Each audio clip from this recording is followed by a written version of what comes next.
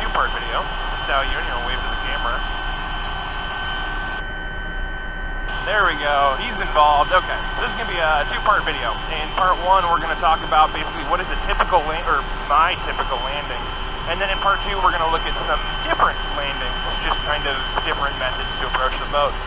The one thing I want to get into is that this is not how to land on a boat, because every boat's a little bit different, everyone's comfort level's a little bit different. This is just going to be a demonstration of how I land on a boat. But aside from that, we'll go ahead and jump into the weekly update.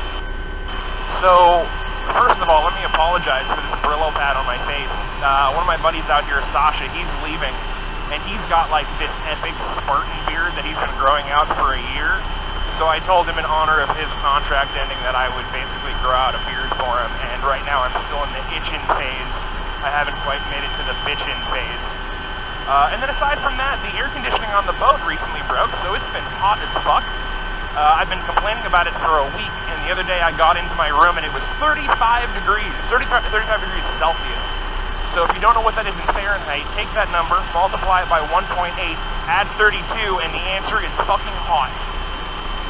So I finally complained, and they sent an engineer up to try and fix the AC, and he's got it working like a little bit, but it's kind of like being coughed on by a fucking elderly asthmatic. It's terrible. It's absolutely awful. But that's the weekly update for the boat, so from here we're just going to go ahead and jump right into the meat and potatoes of it all.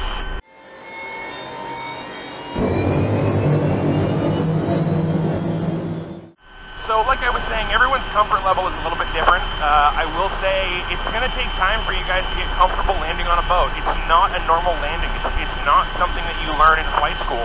The boat is moving, your approach angle is going to be completely different, and depending on how you approach and basically the size of your deck, you're going to have to keep in mind you've got certain obstacles.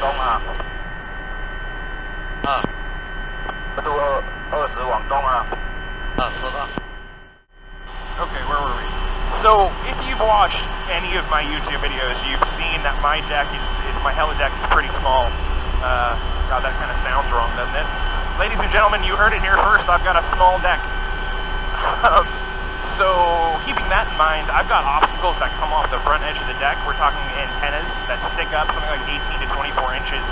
So if I approach over the front edge of the deck, I've got to keep it a little bit higher so I don't catch my skid on the deck. And then on top of that, on my left side, I've got the exhaust stack, I've got the wheelhouse that's up there, and I've got the life raft. So I've got maybe 6 feet of clearance off my left side. So these are things to keep in mind.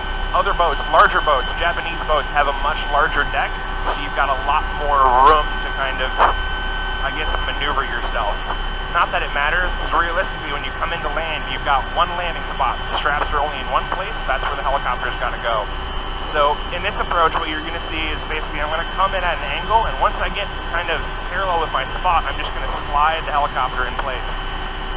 So that's going to be kind of the description for now, and then we're only an hour into the flight right now, but once we start heading back, I'll go more in depth and you guys can watch the approach, and like I said, I'll do my best to kind of talk you guys through it. So we're just coming back, we're about 5 miles away from the boat. It's about a little speck out in the distance, I don't know if you guys can see it. But right about now, we're going to start thinking about how we're going to approach the boat, what's going on wind-wise. So from the flight, I know I've got a 15-knot wind that's coming out of the north. I can see that the sea state is pretty calm, so I'm not expecting a whole lot of pitching up and down from the boat. Regardless, I always do a loop around the boat. That way I can come around the deck, I can make sure the deck is clear, there's no obstacles on there. If they've been moving stuff around, I can cross-check the movement of the boat, see if it's pitching up and down, and then I can look at the relative wind based on the movement of the boat. In this case, the boat's only got 250-ish tons on board, so I know we're going to be moving pretty quickly. With a 15-knot wind, if my boat's going, full throttle with 200 knots, or 200 tons rather, I can expect to be moving somewhere around, let's say, 12 to 13 knots. So those winds are going to compound. Typically in a North American helicopter, which this one is, you're going to have blades that move counterclockwise. So it's typically left skid low. In this case, because I'm going to be fighting a crosswind, I'm actually going to be hanging right skid low. So as I'm coming up to approach the deck, my right skid is going to contact first, and then ideally, if it's a gentle landing, then the left skid will come down. But again, we're coming up to the boat here. I'm at 900 feet and 100 knots, so I'm just going to start coming down a little bit and slowing down. Now pay attention to the thumb on my right hand. you're going to notice that I start to trim back pretty early. I start to trim back probably once I get around the back of the boat, and that's because I like my cycling, like I like my women loose. It's a bad joke. Mom, if you're watching, I'm actually saving myself for marriage. No, the reason I trim back early is just because it gives me less work when I'm on short final. But here we are again, we're coming to the boat, so I'm just going to go ahead and start my descent, and I'll kind of talk you guys through it again as we get closer. Alright, there's 300 feet. I can see the boat's moving in a northeasterly direction. If I pound that with my wind out of the north, I'm actually going to be dealing with a good headwind.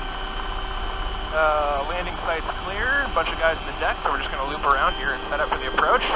Again, pay attention to my thumb, that's me trimming back, getting ready, keeping an eye on the spot the whole way around, pulling a little bit of power just to stop the descent. Right, we're going to come in a little bit steeper so I can stay clear of those antennas on the front right of the deck. Alright, we're not going to pay too much attention to the airspeed indicators, but I've got a 23 knot ground speed right now, so we're looking good. And we're just going to keep this speed up all the way to the boat. Again, adjusting that trim as needed to keep that cyclic just about centered. This approach is going to be a little bit faster than usual, and that's simply because, again, the sea stays calm. You can see the boat's not moving a whole lot. Paying attention to those antennas, keeping my whole boat in view so I'm not just kind of sitting here, mouth breathing, looking at one spot on the boat. I've got two lines on the helideck. One is going to line up my front to back movement, and one is going to line up my left to right movement. So I'm going to use those to put my helicopter down in the right spot. There's me coming in. Now I'm just going to start to slide it sideways. Again, I'm looking at the reference point I have on my deck, adjusting my collective as needed. Alright, not my smoothest landing, but that's how it's done.